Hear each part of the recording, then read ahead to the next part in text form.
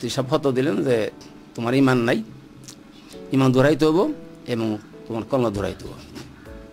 আমি আগে দিয়েছিলাম, ও পরে দিল, হাউদের মধ্যে দিল আর কি, কোনোটা কলমা ভরে দিয়েছে, পরে বিয়ে পরে নিয়েছে। বিয়ে হয়েছে যেহেতু কোনো হাসি আলো 2 দিন মুসলমান ছিল, এখন একজন মুসলমান থেকে বঞ্চিত হয়ে ইসলাম বঞ্চিত, সে তাহলে তার সে তো ইমানচ্যুত হয়ে গেল, তার স্ত্রী সাথে সাথে ধর্ম হারা হয়, তাহলে ঠিক আছে।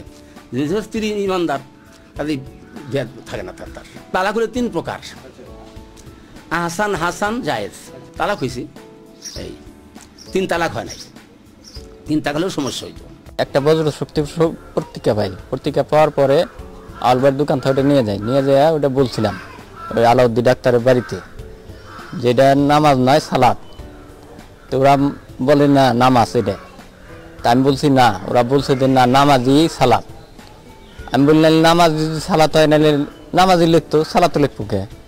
এটা বলার পরে মৌলানা ফখরুদ্দিন সাহেবের সাথে এটা ওরা নিয়ে যাওয়ার পরে ওরা বলছে যে এটা তোমার হয় নাই, তোমার এটা বোতালাক হয়েছে। বোতালাক হয়ে গেছে, তখন ওরা আমার নামে বিচার ডাক দেয়। বিচার ডাক দেওয়ার পরে আমি প্রথমবার উঠে চলে যাই। বোতালাক যখন হয়ে গেছে আমি এটা মেনে নিম না। পরবর্তীতে আমার ফিরাবার ডাইকা এটা করছে, ওই প্রিয়ের সাথে কলমা দিছে।